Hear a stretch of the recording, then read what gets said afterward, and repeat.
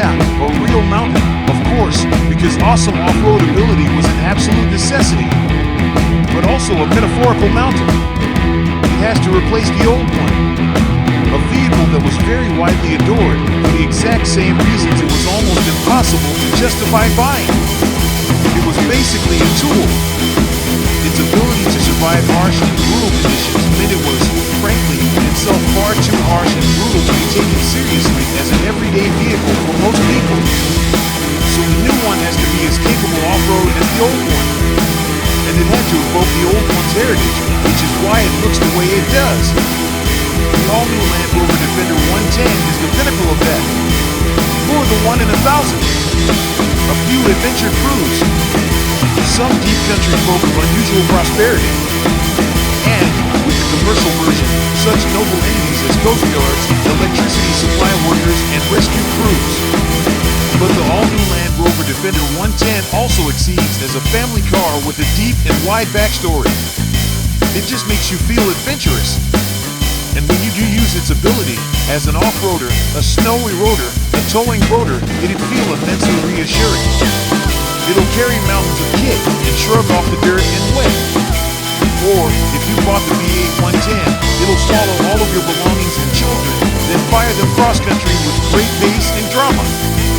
Those same qualities of versatility and ruggedness are equally handy even if you just take a bunch of unruly kids to school, the shops, the sports ground. Families wreck the insides of posh cars. This one resists wrecking. And the amazing thing is how well it drives. It's stately and dignified and feels good. We usually recommend for WD estate cars over expensive crossovers because there's not much a crossover can do that an estate can. But the Defender isn't a crossover and skittles that argument. If you can make use of it, there's nothing to match it.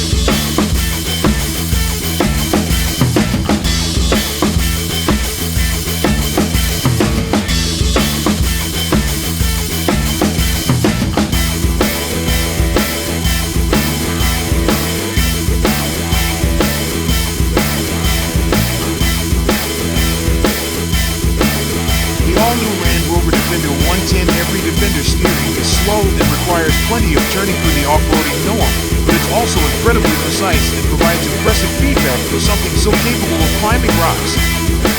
That air suspension also provides shockingly good road holding, and we were frankly stunned at how well a V8-powered Defender 110 with its chassis and dynamic managed to capably carve a mountain road. The long-travel brake pedal will definitely take some getting used to if you're coming from a crossover or car, but the brakes are easily modulated and you get used to them.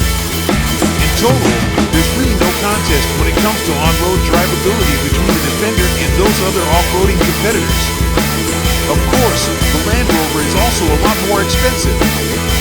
Off-road, we found it to be just as impressive thanks to its stiff V7X all-aluminum unibody, class-topping approach and departure angles, optional adjustable air suspension, new screen-based terrain response system, 2-speed transfer case, and with the 3.0-liter engine option, a standard locking center differential and optional active rear locking diff.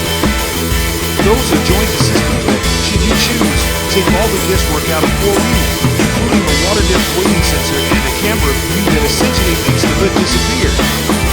This is an invaluable feature when negotiating rocks or cresting a hill without a spotter. Is that an equal slope on the other side or a precipice?